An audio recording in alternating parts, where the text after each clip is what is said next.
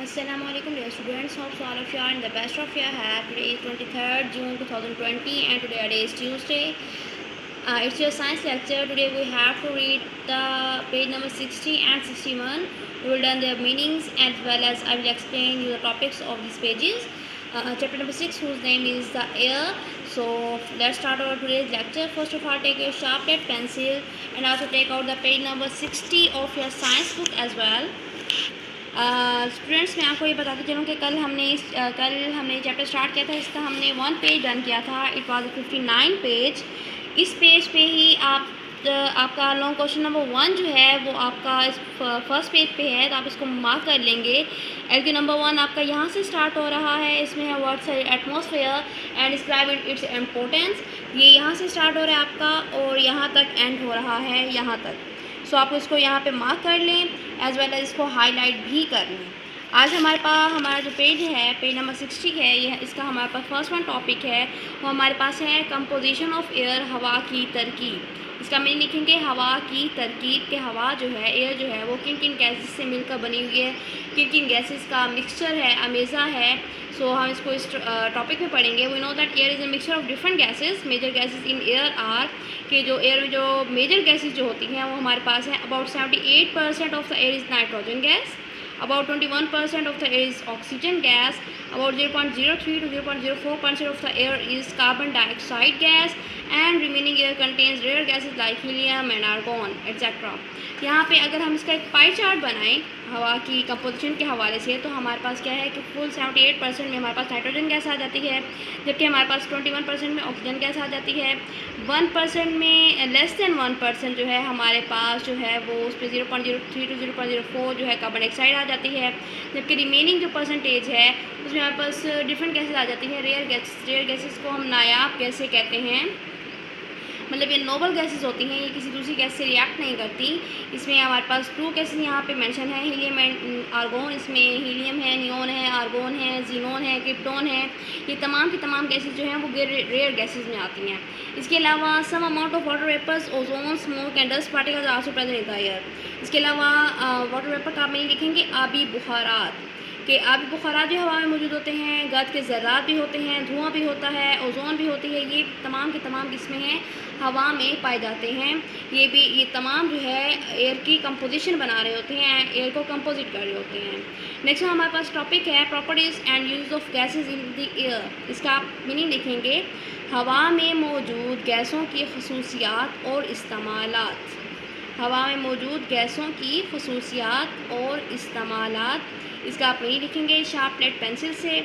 Next हम इसमें अब देखेंगे कि फर्स्ट वन हम स्टडी करेंगे नाइट्रोजन गैस को, जो कि अबाउट 78% जो है हवा का जो है एक पार्ट बना रही होती है.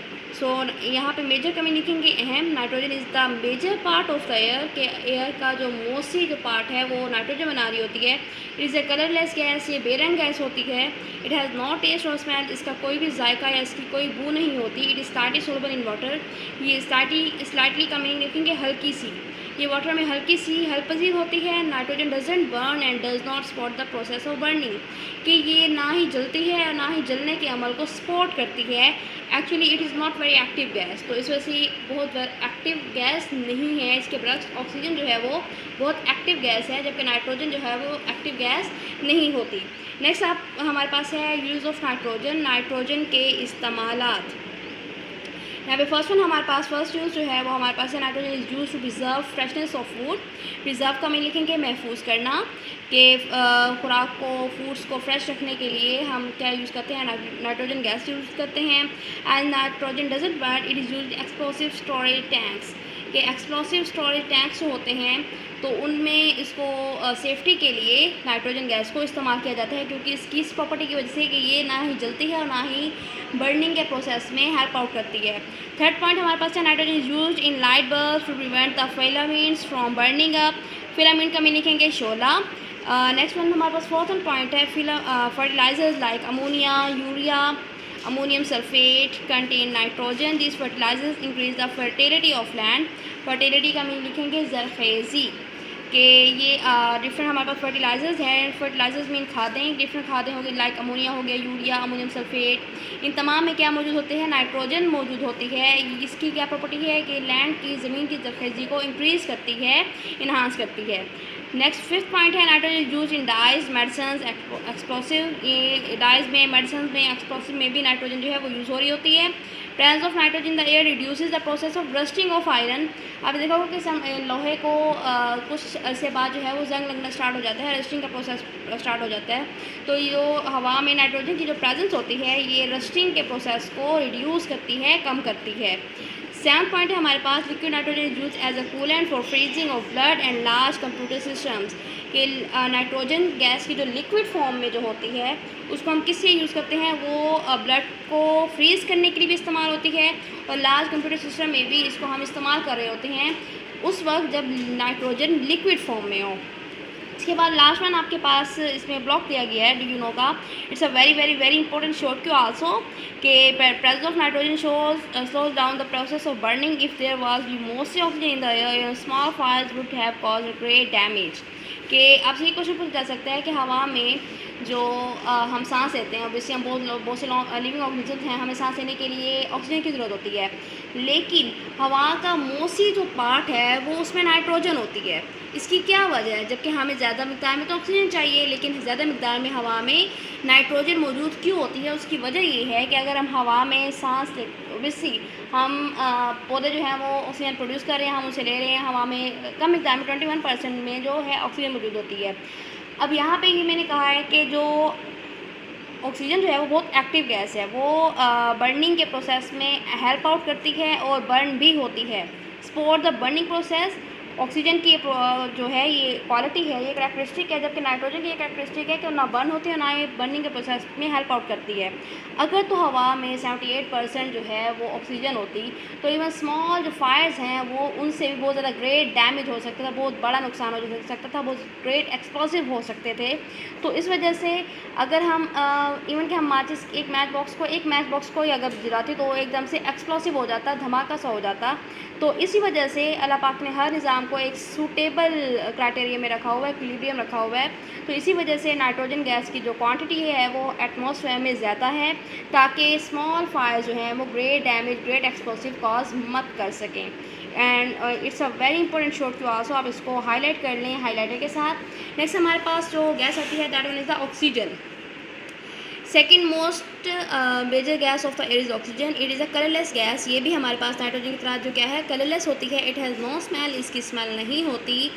ऑक्सीजन स्लाइटली का मीन लिखेंगे हल्का, सोलबल इन वाटर। ये नाइट्रोजन की तरह ऑक्सीजन भी है जो वाटर में स्लाइटली सोलबल होती है। It is very active gas. वही है कि बहुत ज़्यादा एक्टिव गैस होती है। नाइट्रोजन जो है वो एक्टिव गैस नहीं थी। Oxygen does not burn but it has in burning and rusting of iron. कि ऑक्सीजन खुद तो बर्न नहीं होती लेकिन बर्निंग के और रस्टिंग ऑफ आयरन के प्रोसेस में हेल्प आउट कर रही होती है। इसके बाद हमारे पास आता है यूज़ ऑफ ऑक्सीजन। जैसे हमने नाइट्रोजन के यूज़ पढ़े थे, उसके इस्तेमालात पढ़े थे, इस तरह हमने ऑक्सीजन के भी इस्तेमालात पढ़ने हैं। इसमें हम देखेंगे ऑक्सीजन, इसमें आप लिखेंगे ऑक्सीजन के इस्तेमालात। ये हमारे पास LQ2 है। LQ2 में है right the use of oxygen. ये आपका क्वेश्चन यहाँ से स्टार्ट होगा और ये एंड होगा आपका यहाँ पे। तो इसको आप हाईलाइट कर लें, इसको आप पॉइंट आउट भी कर लें। तो हमारे पास फर्स्ट पॉइंट है all the living organism use oxygen for respiration. Next it is essential for burning of wood, coal and natural gas. It is all in water due to this property animals and plant breathe in air. कि ये हमारे पास burning wood के, coal के, natural gas के burning के लिए बहुत ज़्यादा एसेंशियल होती है, ज़रूरी होती है। ये वाटर में डिसॉल्व होती है, इस वजह से एक्वाटिक लाइफ जो है वो ज़िंदा रह पाती है, ब्रीथ कर पाती है, सांस ले पाती है। कुछ पेशेंट जो होते हैं लंग और हार्ट डिजीज़ के, उन्हें भी ऑक्सीजन चाहिए होती है हॉस्पिटल्स में। इसके अलावा माउंटेन क्लाइंबर्स हो जाए, पहाड़ चढ़ने वाले, खलाबाज, सी डाइवर्स, इन्हें भी क्या चाहिए होती है? सांस लेने के लिए ऑक्सीजन चाहिए होती है। तो अपने साथ क्या लेके जाते हैं सांस लेने के लिए? Carry oxygen in cylinders. तो अपने साथ सिलेंडर लेके जाते हैं जिसमें ऑक्सीजन मौजूद होती है। 6.8 it is use in welding and cutting of metals. Metals को कट करने के लिए, वेल्ड करने के लिए, जोड़ने के लिए भी हमें ऑक्सीजन की ज़रूरत होती है। Rockets use liquid oxygen during their space journeys. अब यहाँ पे क्या है कि रॉकेट्स में क्या होता है कि लिक्विड ऑक्सीजन यूज हो रही होती है ड्यूरिंग देयर स्पेस जर्नीज। उनके खलाई सफ़र के दौरान उन्हें लिक्विड ऑक्सीजन की ज़रूरत होती है। अब यहाँ पे हमारे पास लास्ट पॉइंट क्या था, उसमें हमने लिक्विड नाइट्रोजन को यूज़ किया था, जिसमें हम ब्लड को फ्रीज कर रहे थे और लार्ज कंप्यूटर सिस्टम में इस्तेमाल कर रहे थे। जबकि यहाँ पे लिक्विड ऑक्सीजन को हमने किस में इस्तेमाल किया, रॉकेट्स में उनकी स्पेस जर्नीज़ के दौरान। यहाँ पे आप आज की डेट पुट करेंगे, today 23/6/2020 and learn the CW also आप यहाँ पे लिखेंगे। इसके अलावा ये जो आपका पॉइंट है, ये भी आपके पास बहुत इंपॉर्टेंट शॉर्ट क्वेश्चन है। आपसे पूछा जा सकता है कि एक ट्री जो है वो कितने ऑक्सीजन प्रोड्यूस कर सकता है। So it's very interesting fact for you also that one tree produce as much oxygen which can fulfil the needs of 36 children.